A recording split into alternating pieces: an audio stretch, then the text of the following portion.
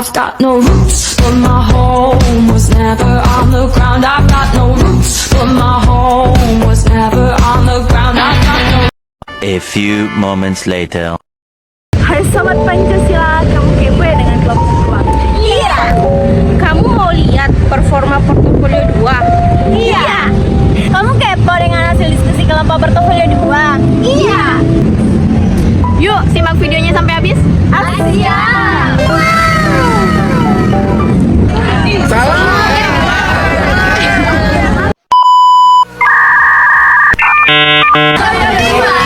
Saling melengkapi, saling koreksi, kerjasama, semuanya terbaik.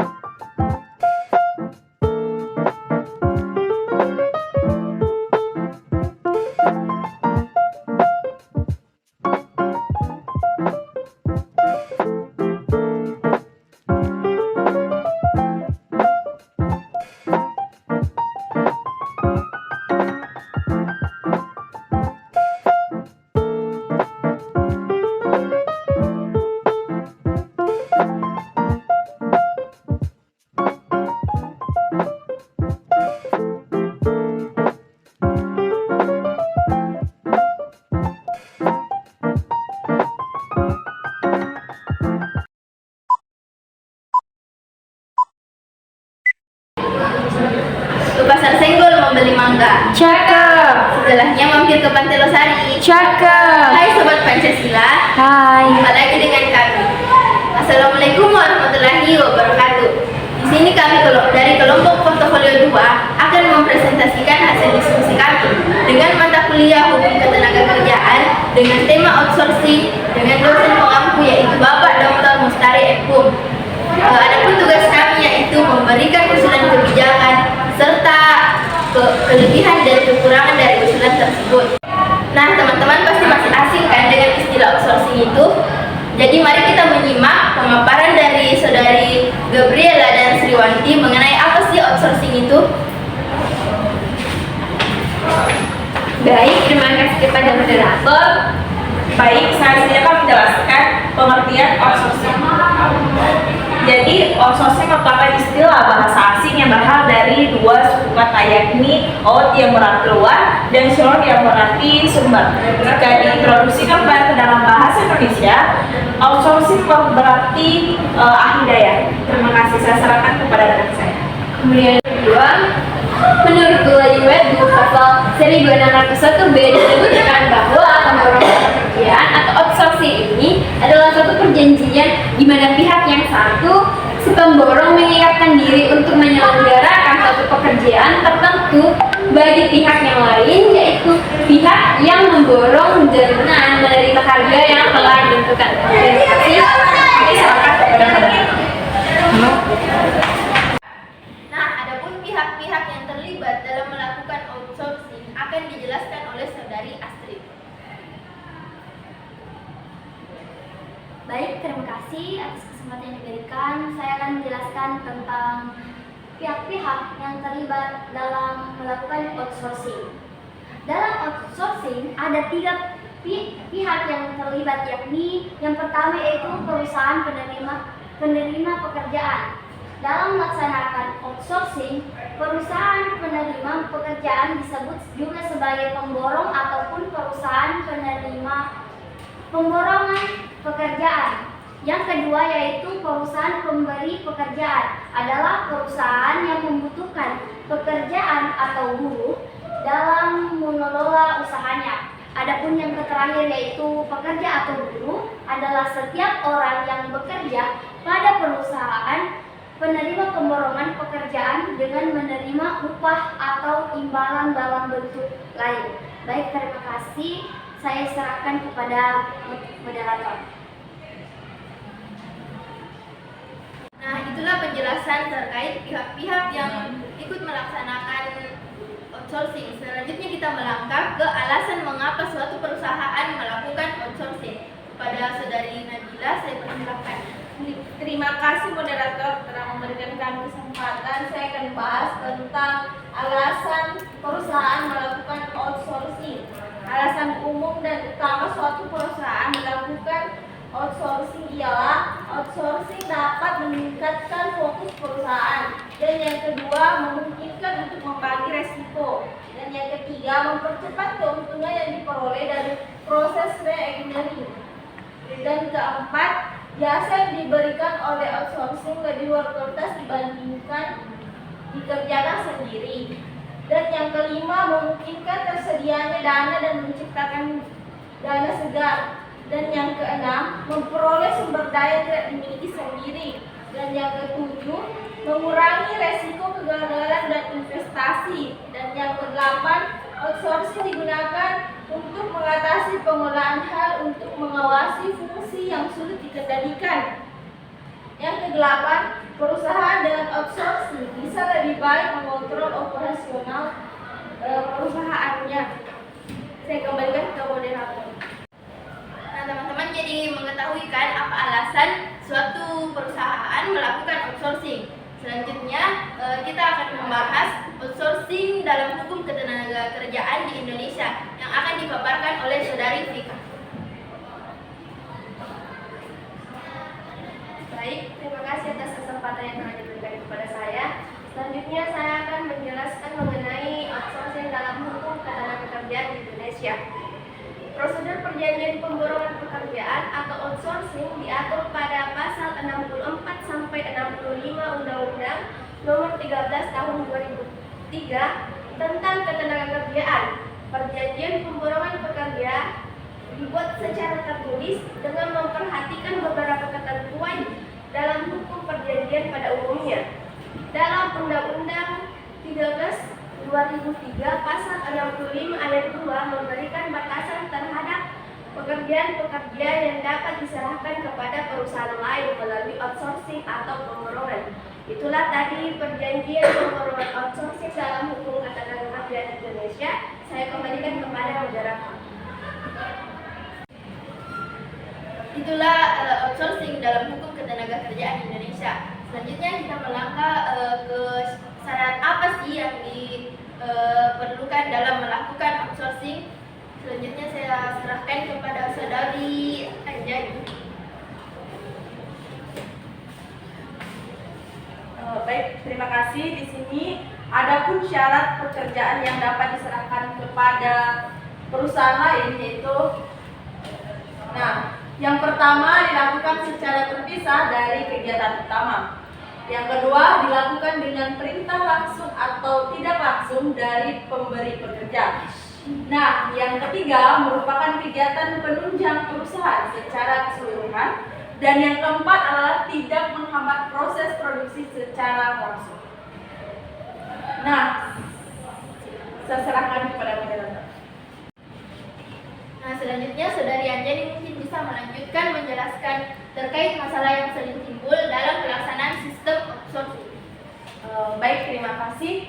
Adapun masalah yang sering timbul dalam mengatasi pelaksanaan sistem outsourcing adalah bisa kita lihat perjanjian antara pekerja perusahaan outsourcing dengan perusahaan outsourcing yang perjanjiannya bersifat tertulis. Nah, di sini terdapat grafik memberikan penjelasan bahwa pasar bisnis outsourcing di Indonesia dalam triliun. Pada tahun 2013 sebesar 19,95 triliun dan pada 2014 terdapat 17,15 triliun dan pada tahun 2015 terdapat 39,5 triliun. Kemudian Indonesia memiliki kurang lebih 6.000 perusahaan outsourcing, namun sayangnya sistem outsourcing tersebut tidak menimbulkan masalah bagi tenaga kerja outsourcing. Misalnya, yang pertama adalah pemberian upah murah atau rendah. Yang kedua adalah pemotongan gaji oleh perusahaan penyalur. Dan ketiga adalah hak-hak yang tidak terpenuhi sehingga isu eksploitasi di lingkungan kerja. Itulah grafik dan masalah yang timbul dalam pelaksanaan sistem outsourcing. Saya kembalikan ke moderator. Ya teman-teman, sampailah kita kepada tahap untuk menyampaikan usulan dan kebijakan yang kami tawarkan serta kekurangan dan kelebihannya yang akan disampaikan oleh Saudari Elma dan Anjani. Kepadanya saya persilahkan.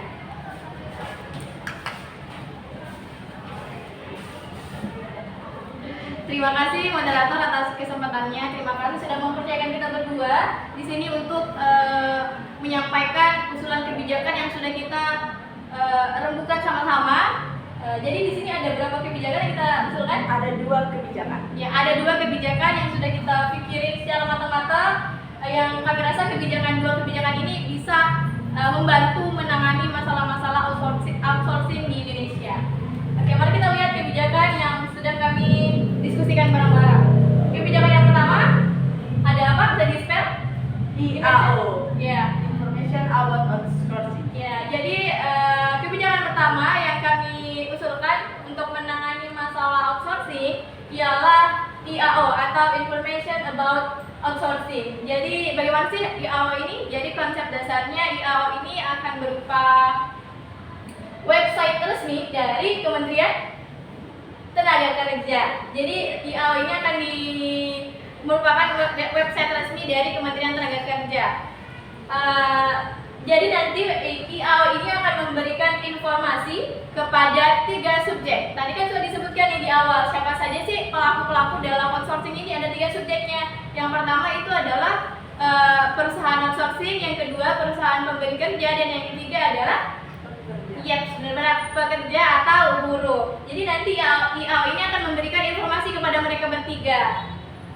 Nah, sini saya akan menyebutkan keberfungsian IAO ini bagi 3 pelaku tadi. Yang pertama bagi perusahaan outsourcing. Bagi perusahaan outsourcing, IAO ini akan menjadi sarana bagi mereka untuk mempromosikan perusahaan mereka, mulai dari visi misi mereka, sejarah perusahaan mereka, peraturan perusahaan mereka, kemudian hak dan kewajiban yang akan diberikan kepada pelamar nantinya. Kemudian di IAO ini juga akan mencantumkan perusahaan pemberi kerja apa saja yang sudah bekerja sama atau masih bekerja sama dengan perusahaan outsourcing yang bersangkutan. Kemudian yang kedua, keberfungsian IAO ini bagi perusahaan pemberi pekerja. Nah, bagi perusahaan pemberi pekerja, IAO ini nantinya akan menjadi sarana bagi mereka untuk mencari perusahaan outsourcing yang sejalan dengan visi misi perusahaan mereka.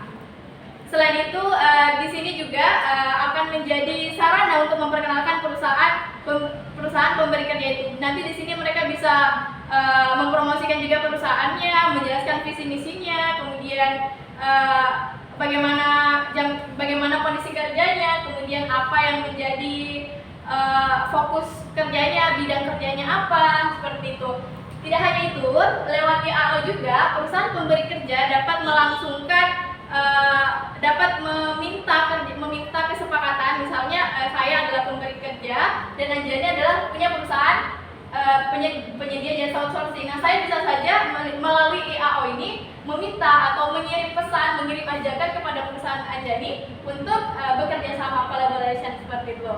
Kemudian yang ketiga, bagi pelamar atau pekerja. Nah, IAO ini berfungsi sebagai tempat mencari informasi. Kira-kira perusahaan outsourcing mana yang membuka lapangan kerja, dan di situ pelamar, misalnya saya pelamar nih, pekerja, saya bisa tuh cari-cari tahu kira-kira perusahaan outsourcing ini sesuai tidak sih dengan kompetensi saya, sesuai tidak sih dengan kepribadian saya. Jadi sangat bermanfaat sekali, bukan ya?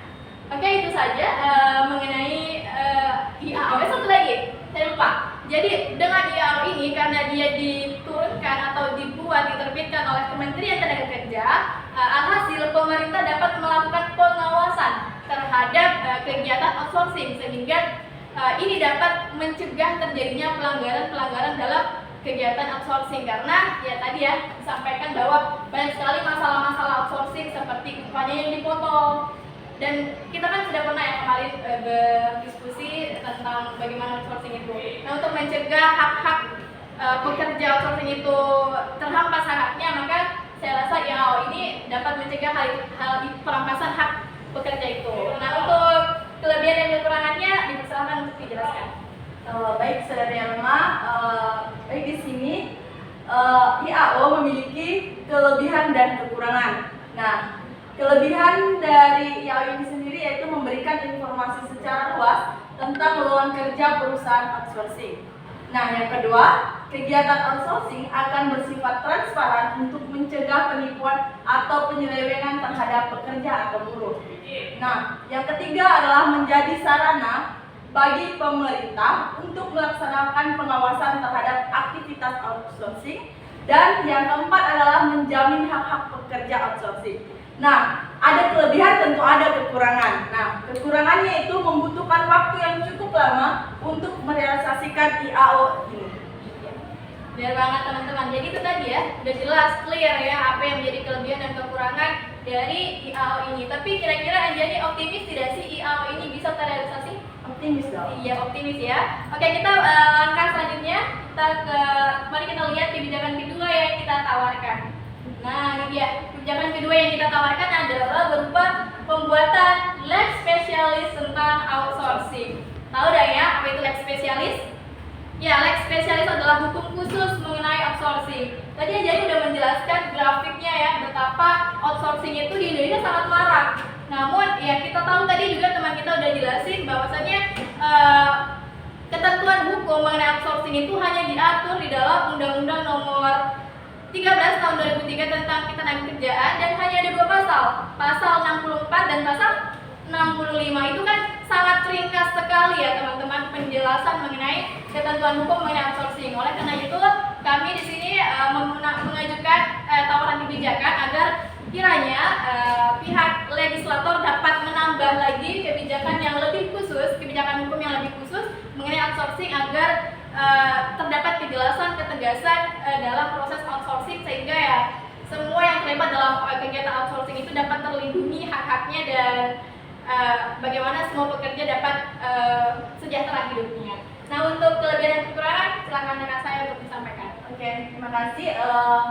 Untuk kebijakan yang kedua yaitu penguatan spesialis tentang outsourcing. Nah, tentu Saudari Alma telah menjelaskan apa sih penguatan spesialis seperti apa, dan tentu ada kelebihan dan kekurangan dari kebijakan tersebut. Kelebihannya yaitu mempertegas dan memperjelas aturan mengenai outsourcing. Nah, yang kedua menjadi acuan para perusahaan outsourcing dan perusahaan pemberi pekerja dalam melakukan kerjasama. Nah, kelebihan yang ketiga menjadi instrumen pelindung hak-hak pekerja outsourcing. Nah, adapun kekurangan dari kebijakan yang kedua yaitu tidak ada. Iya, belum ada ya. Kami belum menemukan kekurangan dari kebijakan yang kedua ini.